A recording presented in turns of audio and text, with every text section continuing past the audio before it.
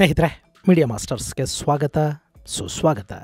ಗೆಳೆಯರೆ, ಕೆಲ ದಿನಗಳ ಹಿಂದೆ ನಾರ್ವೆಯ ಫೈನಾನ್ಸ್ ಮಿನಿಸ್ಟರ್ಗೊಂದು ಫೋನ್ ಕಾಲ್ ಬರುತ್ತೆ. ರಿಸೀವ್ ಮಾಡಿದರೆ ಅತ್ತಲಿನ ದನಿ ಅಮೆರಿಕಾದ ಅಧ್ಯಕ್ಷರು ನಿಮ್ಮ ಜೊತೆ ಮಾತಾಡಬೇಕು ಅಂತ ಬಯಸ್ತಾ ಇದ್ದಾರೆ ಅಂತ ಹೇಳುತ್ತೆ.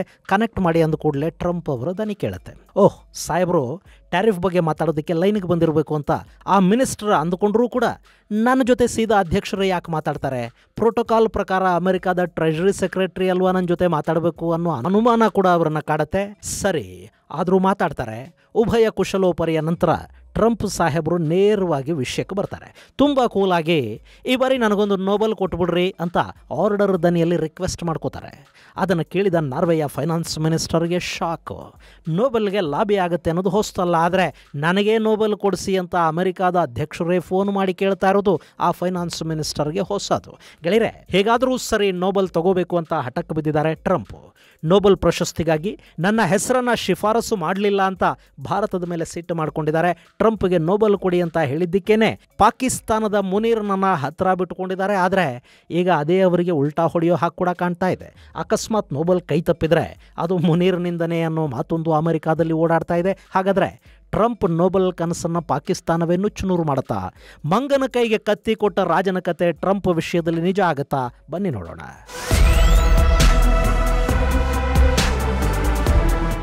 ಸ್ನೇಹಿತರೆ, ಈ ಟ್ರಂಪ್ ಬಗ್ಗೆ ಹೇಳೋ ಮೊದಲು ನಿಮಗೊಂದು ಸಣ್ಣ ಕತೆ ಹೇಳ್ಬಿಡ್ತೀನಿ. ಒಬ್ಬ ರಾಜ ಇದ್ದ, ಅವನೊಂದು ಕೋತಿನ ಸಾಕಿದ್ದ. ಅದು ಕುಣಿತಾ ಕುಣಿತಾ ತನ್ನ ಮಂಗಚೇಷ್ಟೆಗಳ ಮೂಲಕ ರಾಜನನ್ನು ಎಂಟರ್ಟೈನ್ ಮಾಡ್ತಾ ಇತ್ತು. ಒಂದಿನ ಕಾಡಿಗೆ ರಾಜ ಮತ್ತು ಮಂಗ ಇಬ್ಬರು ಹೋದರು. ಅಲ್ಲಿ ಬೇಟೆ ಆಡಿದ್ದ ರಾಜನಿಗೆ ಸುಸ್ತಾಯಿತು. ಅವನು ಮರದ ಕೆಳಗೆ ಮಲಗಿದ್ದ. ಮಂಗಕ್ಕೆ ರಾಜನ ಮೇಲೆ ತಾನು ಎಷ್ಟು ಪ್ರೀತಿ ಇಟ್ಕೊಂಡಿದ್ದೀನಿ ಅನ್ನೋದನ್ನು ತೋರಿಸಬೇಕು. ಹೀಗಾಗಿ ಅದು ರಾಜನಿಗೆ ಗಾಳಿ ಬೀಸ್ತಾ ಕೂತ್ಕೊಳ್ತು. ಅದೇ ಸಮಯಕ್ಕೆ ಅಲ್ಲೊಂದು ನೊಣ ರಾಜನ ಮೈ ಮೇಲೆ ಕೂತ್ಕೊಳ್ತಾ ಇತ್ತು. ಇದರಿಂದ ರಾಜನಿಗೆ ಎಚ್ಚರ ಆಗಬಾರ್ದು ಅಂತ ಮಂಗ ಆ ನೊಣನ ಓಡಿಸ್ತಾ ಇತ್ತು. ಇದು ಓಡಿಸಿದಷ್ಟು ಅದು ಬಂದು ಕೂತ್ಕೊಳ್ಳೋದು. ಹೀಗಾಗಿ ಅದನ್ನು ಕೊಂದೇ ಬಿಡೋದಕ್ಕೆ ಮಂಗ ರಾಜನ ಕತ್ತಿಯನ್ನು ತನ್ನ ಕೈಗೆ ತಗೊಳ್ತು. ನೊಣ ರಾಜನ ತಲೆ ಮೇಲೆ ಕೂತ್ಕೊಳ್ತು. ಮಂಗ ಆ ನೊಣದ ಮೇಲೆ ಖಡ್ಗ ಬೀಸ್ತು. ರಾಜ ಸತ್ತೋದ. ಈ ಕಥೆ ಈಗ ತುಂಬ ಚೆನ್ನಾಗಿ ಸೂಟ್ ಆಗ್ತಾ ಇರೋದು ಡೊನಾಲ್ಡ್ ಟ್ರಂಪ್ ಹಾಗೂ ಆಸಿಮ್ ಮುನೀರ್ಗೆ. ಇಲ್ಲಿ ಮುನೀರ್ ಏನು ಮಂಗನ ಕೆಲಸ ಮಾಡ್ದ ಅನ್ನೋದನ್ನ ನೋಡುವ ಮೊದಲು ಟ್ರಂಪ್ ಕಥೆನೊಂದ್ಸರಿ ಕೇಳ್ಕೊಂಡು ಬಿಡಿ. ಗೆಳೆಯರೆ, ಇದನ್ನು ಆಸೆ ಅನ್ನಬೇಕೋ ದುರಾಸೆ ಅನ್ನಬೇಕೋ ತಿಕ್ಕಲತನ ಅನ್ನಬೇಕೋ ಗೊತ್ತಿಲ್ಲ. ಇತ್ತೀಚೆಗೆ ಅಮೆರಿಕಾದ ಅಧ್ಯಕ್ಷ ಡೊನಾಲ್ಡ್ ಟ್ರಂಪ್ಗೆ ನೋಬೆಲ್ ಹುಚ್ಚು ಹತ್ತಿದೆ. ಅವರು ಅಧಿಕಾರಕ್ಕೆ ಬಂದಾಗಿಂದ ಕೂಡ ಈ ಬಾರಿಯ ಡಿಸೆಂಬರಲ್ಲಿ ಕೊಡುವ ಶಾಂತಿ ನೋಬೆಲ್ ತನಗೇ ಸಿಗಬೇಕು ಅನ್ನೋ ಮನಸ್ಥಿತಿಯನ್ನು ಹೊಂದಿದ್ದಾರೆ. ಹೀಗಾಗಿನೇ ಜಗತ್ತಲ್ಲಿ ನಡೀತಿದ್ದ ಕದನಗಳನ್ನು ನಿಲ್ಲಿಸ್ತಾ ಇರೋದು ನಾನೇ ಅಂತ ಟ್ರಂಪ್ ಹೇಳ್ಕೋತಾರೆ. ಭಾರತ ಮತ್ತು Pakistan, Israel Hamas, Israel Iran, Azerbaijan Armenia, Cambodia, Thailand, ಹೀಗೆ ಅವರ ಪಟ್ಟಿಯಲ್ಲಿ ಸಾಲು ಸಾಲು ಯುದ್ಧಗಳನ್ನು ನಿಲ್ಲಿಸಿದ ಕಥೆ ಇದೆ. ಇನ್ನು ಈಗ ಟ್ರಂಪ್ ರಷ್ಯಾದ ಅಧ್ಯಕ್ಷ ಪುತಿನ್ ಜೊತೆ ಮಾತಾಡೋದ್ರ ಮೂಲಕ ಯುಕ್ರೇನ್ ರಷ್ಯಾ ನಡುವಿನ ಸಂಘರ್ಷವನ್ನು ಕೂಡ ನಾನೇ ಮುಗಿಸಿಬಿಡ್ತೀನಿ ಅಂತ ಎದೆ ತಟ್ಕೊಳ್ಳೋದಕ್ಕೆ ಶುರು ಮಾಡಿದ್ದಾರೆ. ಒಂದು ವೇಳೆ ರಷ್ಯಾ ಮತ್ತು ಯುಕ್ರೇನ್ ನಡುವೆ ಯುದ್ಧ ನಿಂತು ಹೋದರೆ ಆಗ ಟ್ರಂಪ್ ನಿಜವಾಗ್ಲೂ ನೋಬೆಲ್ಗೆ ಅರ್ಹರಾಗ್ತಾರೆ. ಯಾಕೆಂದರೆ ಈ ಹಿಂದೆ 1906ರಲ್ಲಿ ಥಿಯೋಡರ್ ರೂಸ್ವೆಲ್ಟ್ಗೆ ನೋಬೆಲ್ ಕೊಟ್ರಲ್ಲ, ಆಗ ಅವರು ರಷ್ಯಾ ಮತ್ತು ಜಪಾನ್ ನಡುವಿನ ಯುದ್ಧವನ್ನು ನಿಲ್ಲಿಸಿದರು. ಈಗ ಕೂಡ ರಷ್ಯಾ ಯುದ್ಧವನ್ನು ನಿಲ್ಲಿಸಿದರೆ ಟ್ರಂಪ್ಗೊಂದು ನೋಬೆಲ್ ಕೊಡೋದ್ರಲ್ಲಿ ತಪ್ಪೇನಿಲ್ಲ. ಯಾಕೆಂದರೆ ಅದು ದೀರ್ಘಕಾಲದಿಂದ ನಡೀತಿರೋ ಯುದ್ಧ, ಲಕ್ಷಾಂತರ ಮಂದಿಯನ್ನು ಬಲಿ ಪಡೆದ ಯುದ್ಧ, ಎರಡನೇ ವಿಶ್ವಯುದ್ಧದಷ್ಟೇ ಸಾವು ಹಾಗೂ ಅದಕ್ಕಿಂತ ಸುದೀರ್ಘ ಕಾಲದ ಸಂಘರ್ಷ ಅನ್ನಿಸ್ಕೊಳ್ತಾ ಇರೋ ರಷ್ಯಾ ಯುಕ್ರೇನ್ ಯುದ್ಧವನ್ನು ಟ್ರಂಪ್ ನಿಲ್ಲಿಸಿದರೆ ಜಗತ್ತಿಗೆ ಅವರು ದೊಡ್ಡ ಉಪಕಾರನೇ ಮಾಡಿದ ಹಾಗಾಗತ್ತೆ. ಸೊ ನೋಬೆಲ್ ಪಟ್ಟಿಗೆ ಅವರ ಹೆಸರಾಗ ಸೇರ್ಲೂಬಹುದು. ಆದರೆ ಇಲ್ಲೊಂದು ದೊಡ್ಡ ಕೆಲಸ ಮಾಡಿ ಅದನ್ನು ಜಗತ್ತು ಗುರುತಿಸಿ ಪ್ರಶಸ್ತಿಗೆ ಆಯ್ಕೆ ಮಾಡೋದಕ್ಕೂ ನನಗೂ ಒಂದು ನೋಬೆಲ್ ಕೊಡಿ, ನನಗೂ ಒಂದು ನೋಬೆಲ್ ಕೊಡಿ ಅಂತ ಬೇಡಿಕೊಳ್ಳೋದಕ್ಕೂ ತುಂಬಾನೇ ವ್ಯತ್ಯಾಸ ಇದೆ. ಈಗ ಟ್ರಂಪ್ ಎರಡನೇ ಹಾದಿಯನ್ನು ಆಯ್ಕೆ ಮಾಡಿಕೊಂಡಂತೆ ಕಾಣ್ತಾ ಇದೆ. ಅದಕ್ಕೆ ಪೂರಕವಾಗಿ ಯುದ್ಧ ನಿಲ್ಲಿಸುವ ಕೆಲಸವನ್ನ ಮಾಡ್ತಾ ಇದ್ದ ಹಾಗೆ ಟ್ರಂಪ್ ತೋರಿಸ್ಕೊಳ್ತಾ ಇದ್ದಾರೆ.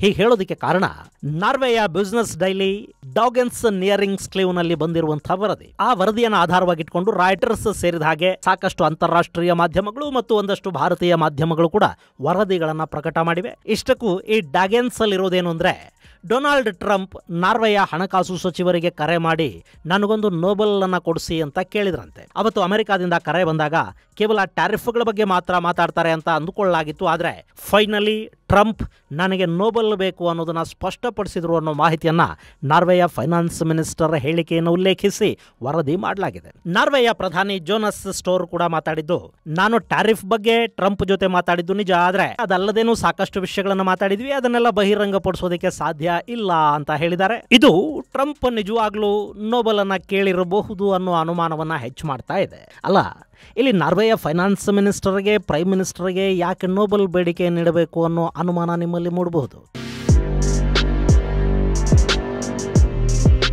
ಗೆಳೆಯರೆ, ನೋಬೆಲ್ ಪ್ರಶಸ್ತಿಯನ್ನು ಕೊಡುವ ಕಮಿಟಿ ಇರೋದು ನಾರ್ವೆಯಲ್ಲಿ. ಪ್ರತಿ ವರ್ಷ ಡಿಸೆಂಬರ್ ತಿಂಗಳಲ್ಲಿ ಈ ಕಮಿಟಿ ಶಾಂತಿ ನೋಬೆಲ್ ಪ್ರಶಸ್ತಿಯನ್ನು ಕೊಡುತ್ತೆ. ಈಗಾಗಲೇ ಈ ಬಾರಿಯ ನೋಬೆಲ್ ಪ್ರಶಸ್ತಿಗೆ ಸಾಕಷ್ಟು ಜನರನ್ನು ನಾಮಿನೇಟ್ ಮಾಡಲಾಗಿದೆ. ಹೀಗೆ ನಾಮಿನೇಟ್ ಆದವರ ಪಟ್ಟಿಯಲ್ಲಿ ಯಾರು ಅರ್ಹರಿದ್ದಾರೆ ಅವರನ್ನು ಅಕ್ಟೋಬರ್ ತಿಂಗಳಲ್ಲಿ ಆಯ್ಕೆ ಮಾಡಿ ಅವರ ಹೆಸರನ್ನು ಅನೌನ್ಸ್ ಮಾಡಲಾಗುತ್ತೆ. ಹಾಗೆಯೇ ಡಿಸೆಂಬರ್ 10ನೇ ತಾರೀಕು ಆಲ್ಫ್ರೆಡ್ ನೋಬೆಲ್ ಸಾವಿನ ದಿನ ಆ ಪ್ರಶಸ್ತಿಯನ್ನು ಪ್ರದಾನ ಮಾಡ್ತಾರೆ. ಈ ಬಾರಿ ಡೊನಾಲ್ಡ್ ಟ್ರಂಪ್ ಹೆಸರು ಕೂಡ ನಾಮಿನೇಟ್ ಆಗಿದೆ.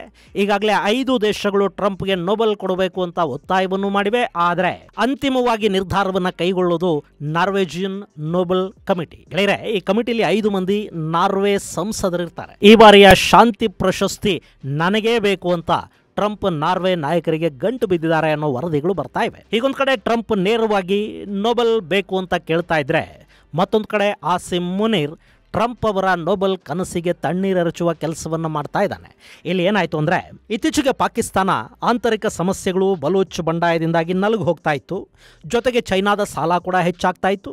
ಚೈನಾ ಬಲೂಚ್ ಬಂಡಾಯವನ್ನು ನಿಯಂತ್ರಿಸೋದಕ್ಕೆ ಒತ್ತಡವನ್ನು ತೀವ್ರಗೊಳಿಸ್ತಾ ಇತ್ತು. ಇದೇ ಸಂದರ್ಭದಲ್ಲಿ ಆಪರೇಷನ್ ಸಿಂಧೂರ್ ಕೂಡ ಆಯಿತು. ಚೈನಾದ ಆಯುಧಗಳು ಫೇಲ್ ಆದವು. ಇಷ್ಟಾಗ್ತಿದ್ದ ಹಾಗೆ ಪಾಕಿಸ್ತಾನದ ಸೇನಾ ನಾಯಕನಿಗೆ ತಲೆಯಲ್ಲೊಂದು ಲೈಟ್ ಹತ್ಕೊಳ್ತು. ಬಲೂಚಿಸ್ತಾನದಲ್ಲಿ ಚೈನಾ ಇದ್ದರೆ ಅಲ್ಲಿನ ಬಂಡುಕೋರರಿಗೆ ಅಮೆರಿಕ ಬೆಂಬಲವನ್ನು ಕೊಡುತ್ತೆ. ಅದರ ಬದಲು ಅಮೆರಿಕಾಗೆ ಬಲೂಚಿಸ್ತಾನವನ್ನು ಕೊಟ್ಟುಬಿಟ್ರೆ ಅವರ ಆಯುಧಗಳು ಸಿಗುತ್ತವೆ, ಬಲೂಚ್ ಬಂಡಾಯವನ್ನು ಕೂಡ ಅವರೇ ನಿಯಂತ್ರಿಸಿಕೊಳ್ತಾರೆ, ನನಗೊಂದಷ್ಟು ಆದಾಯ ಕೂಡ ಬರ್ತಾ ಹೋಗುತ್ತೆ. ತಕ್ಷಣ ಮುನೀರ್ ಅಮೆರಿಕಾದ ಪಾದ ಸೇವೆಯನ್ನು ಶುರು ಮಾಡ್ದ. ಇನ್ನು ಅಮೆರಿಕಾಗೂ ಅದೇ ಬೇಕಾಗಿತ್ತು. ಪಾಕಿಸ್ತಾನದಲ್ಲಿ ಚೈನಾ ಇರೋದು ಅವ್ರಿಗೆ ಇಷ್ಟ ಇರಲಿಲ್ಲ. ಬಲೂಚಿಸ್ತಾನದ ಮಿನರಲ್ಸ್ ಮೇಲೆ ಅಮೆರಿಕಾದ ಕಣ್ಣಿತ್ತು. ಇರಾನ್ ಪಕ್ಕದಲ್ಲಿ ಒಬ್ಬ ಗುಲಾಮ ಬೇಕಾಗಿತ್ತು. ಸೊ ಮುನೀರ್ ಅಮೆರಿಕಾದ ಕಾಲು ಹಿಡಿದು ಕೂಡಲೇ ಅಮೆರಿಕ ಆಶೀರ್ವಾದ ಮಾಡ್ತು. ತಕ್ಷಣ ಮುನೀರ ಭಾರತದಿಂದ ನಮ್ಮನ್ನು ಕಾಪಾಡಿ ಅಂತ ಕೇಳೋದಕ್ಕೆ ಶುರು ಮಾಡ್ದ. ಅಮೆರಿಕ ಸಂಧಾನ ಮಾಡಿಸೋದಕ್ಕೆ ಮುಂದಾಯಿತು. ಅಲ್ಲೊಂದು ಕದನ ವಿರಾಮ ಕೂಡ ಆಯಿತು. ತಕ್ಷಣ ಅಮೆರಿಕಾಗೆ ಹೋದ ಮುನೀರ್ ಟ್ರಂಪ್ಗೆ ನೋಬೆಲ್ ಕೊಡಬೇಕು ಅಂತ ಹೇಳ್ಬಿಟ್ಟ. ಪಾಕಿಸ್ತಾನ ಕೂಡ ಅಧಿಕೃತವಾಗಿ ಇದನ್ನು ಹೇಳ್ತು. ಆಮೇಲೆ ಇಸ್ರೇಲ್ ಹೇಳ್ತು. ಇನ್ನು ಕೆಲ ದೇಶಗಳು ಈ ಮಾತನ್ನು ಹೇಳಿದ್ವು. ಅಲ್ಲಿವರೆಗೆ ಎಲ್ಲ ಸರಿ ಇತ್ತು. ಆದರೆ ಈ ಮುನೀರ್ ಅನ್ನೋನೊಬ್ಬ ಮೆಚ್ಯೂರ್ಡ್ ಸೇನಾ ನಾಯಕ ಅಲ್ವೇ ಅಲ್ಲ, ಅವನೊಬ್ಬ ಯೂನಿಫಾರ್ಮ್ ಹಾಕ್ಕೊಂಡಿರೋ ಮೂಲಭೂತವಾದಿ ಭಯೋತ್ಪಾದಕ ಅನ್ನೋದು ಟ್ರಂಪ್ಗೆ ಅರ್ಥ ಆಗಿರಲಿಲ್ಲ. ಅಷ್ಟರಲ್ಲಿ ಮುನೀರ್ ಮತ್ತೆ ಬಾಯ್ಬಿಟ್ಟಿದ್ದ. ಇತ್ತೀಚೆಗೆ 2ನೇ ಬಾರಿ ಅಮೆರಿಕಾಗೆ ಹೋಗಿದ್ದ ಮುನೀರ್ ಅಲ್ಲಿ ಸೆಟ್ಲ್ ಆಗಿರೋ ಪಾಕ್ ಮೂಲದ ಮದರಸಾ ಛಾಪುಗಳನ್ನು ಖುಷಿ ಪಡಿಸ್ಬೇಕು ಅಂತ ಭಾರತದ ಮೇಲೆ ನಾವು ಅಣುಬಾಂಬ್ ಹಾಕ್ತೀವಿ ಅಂತ ಮಾತಾಡ್ದ. ಭಾರತ ನೀರು ಬಿಡಲಿಲ್ಲ ಅಂದರೆ ನಾವು ಅಣುಬಾಂಬನ್ನೇ ಹಾಕ್ಬಿಡ್ತೀವಿ, ನಾವು ಹಾಳಾಗ್ತೀವಿ ಅನ್ನೋದಾದರೆ ಅರ್ಧ ಜಗತ್ತನ್ನು ನಮ್ಮ ಜೊತೆ ಹಾಳು ಮಾಡಿನೇ ನಾವು ಹಾಳಾಗೋದು ಅಂತ ಈ ಎದೆಗೆ ಬಾಂಬ್ ಕಟ್ಕೊಂಡು ಹೋಗಿ ನಾನು ಸತ್ತು ಎಲ್ಲರನ್ನೂ ಕೊಲ್ತೀನಿ ಅನ್ನೋ ಫಿದಾಯಿನ್ಗಳಿರ್ತಾರಲ್ಲ, ಅದೇ ಸ್ಟೈಲಲ್ಲಿ ಇವನು ಒಂದು ಭಾಷಣವನ್ನು ಮಾಡ್ದ. ಅಭ್ಯಾಸ ಬಲ. ಈ ಟೆರರಿಸ್ಟ್ ಕ್ಯಾಂಪುಗಳಲ್ಲಿ ಫಿದಾಯಿನ್ಗಳನ್ನು ಸಿದ್ಧ ಮಾಡೋದಕ್ಕೆ ಇಂಥದ್ದೇ ಭಾಷಣಗಳನ್ನು ಮಾಡಿ ಮಾಡಿ ಅಭ್ಯಾಸ ಆಗಿತ್ತು. ಅದನ್ನೇ ಪಾಕಿಸ್ತಾನ ಮೂಲದ ಅಮೆರಿಕಾದಲ್ಲಿನ ಮದರಸಾ ಛಾಪುಗಳ ಮುಂದೆ ಕೂಡ ಈ ಮುನೀರ್ ಮಾಡಿಬಿಟ್ಟ. ಈ ವಿಷಯನ ಅಮೆರಿಕ ಗಂಭೀರವಾಗಿ ತಗೊಳ್ಳಿಲ್ಲ. ಮುನೀರನಿಗೆ ಬುದ್ಧಿ ಹೇಳಲಿಲ್ಲ. ಮುನೀರ್ ಮೂಲಕ ಭಾರತದ ಮೇಲೆ ಒತ್ತಡ ಹೇರಿಸ್ತಾ ಇದ್ದೀವಿ ಅಂತ ಅಮೆರಿಕ ಅಂದುಕೊಳ್ತಾ ಹೋಯಿತು. ಆದರೆ ಅರ್ಧ ಜಗತ್ತನ್ನು ಹಾಳು ಮಾಡ್ತೀವಿ ಅಂತ ಅಮೆರಿಕಾದ ಅತಿಥಿಯೊಬ್ಬ ಅಮೆರಿಕಾದ ನೆಲದಲ್ಲಿ ನಿಂತು ಮಾತನಾಡಿದ್ದು, ಅದನ್ನು ಕೇಳಿ ಕೂಡ ಅಮೆರಿಕ ಸುಮ್ಮನಿದ್ದದ್ದು, ಇದೆಲ್ಲವನ್ನ ನೋಬೆಲ್ ಕಮಿಟಿ ಸೂಕ್ಷ್ಮವಾಗಿ ಗಮನಿಸ್ತಾ ಇದೆ.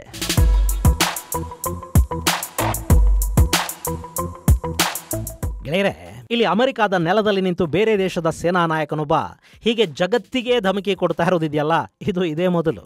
ಅಷ್ಟೇ ಅಲ್ಲದೆ ಅಣುಯುದ್ಧಗಳ ವಿರುದ್ಧ, ಅಣ್ವಸ್ತ್ರ ಪ್ರಸರಣದ ವಿರುದ್ಧ, ಅಣ್ವಸ್ತ್ರಗಳ ನಿಷ್ಕ್ರಿಯತೆಯ ಬಗ್ಗೆ ಮಾತಾಡುವ ಅಮೆರಿಕ ಈ ಬಾರಿ ಅಣ್ವಸ್ತ್ರಗಳ ಧಮಕಿಗೆ ನೆಲೆಯನ್ನು ಕೊಟ್ಟಿದೆ. ಇಷ್ಟೆಲ್ಲ ಆದರೂ ಅಮೆರಿಕಾದ ಯಾರೊಬ್ಬರೂ ಕೂಡ ಮುನೀರನ ಮಾತುಗಳನ್ನು ಖಂಡಿಸಲಿಲ್ಲ. ಮುನೀರನಿಗೆ ಬುದ್ಧಿ ಹೇಳಲಿಲ್ಲ. ಜಾಗತಿಕ ಶಾಂತಿಯ ಬಗ್ಗೆ ಮಾತನಾಡುವ, ನಾನು ವ್ಯಾಪಾರಗಳ ಮೂಲಕ ಯುದ್ಧ ನಿಲ್ಲಿಸ್ತೀನಿ ಅನ್ನೋ ಬಡಾಯಿ ಕೊಚ್ಚುವ ಅಧ್ಯಕ್ಷ ಟ್ರಂಪ್ ಕೂಡ ಮುನೀರನಿಗೊಂದು ಎಚ್ಚರಿಕೆ ಕೊಡೋ ಕೆಲಸವನ್ನು ಮಾಡಲಿಲ್ಲ. ಇದು ಅಣ್ವಸ್ತ್ರದ ವಿಷಯದಲ್ಲಿ ಅಮೆರಿಕಾದ ಬೇಜವಾಬ್ದಾರಿಯನ್ನು ತೋರ್ತಾ ಇದೆ. ಅಮೆರಿಕಾದ ನೆಲದಲ್ಲಿ ನಿಂತು ಅರ್ಧ ಜಗತ್ತನ್ನು ನಾಶ ಮಾಡ್ತೀವಿ ಅನ್ನೋ ಬೆದರಿಕೆಯನ್ನೊಡ್ಡೋದಿದೆಯಲ್ಲ, ಇದು ಉತ್ತಮ ಬೆಳವಣಿಗೆ ಅಲ್ಲ. ಅರ್ಧ ಜಗತ್ತು ಅಂದರೆ ಸುಮಾರು 4 ಬಿಲಿಯನ್ನಷ್ಟು ಜನ, ಅವರನ್ನು ಕೊಲ್ಲೋದಾಗಿ ಒಬ್ಬ ಸೇನಾ ಮುಖ್ಯಸ್ಥ ಅಮೆರಿಕಾದಿಂದ ಧಮಕಿ ಕೊಡ್ತಾ ಇದ್ದಾನೆ. ಈ ಅಂಶವನ್ನು ನೊಬೆಲ್ ಕಮಿಟಿ ಗಮನಿಸಿದೆ.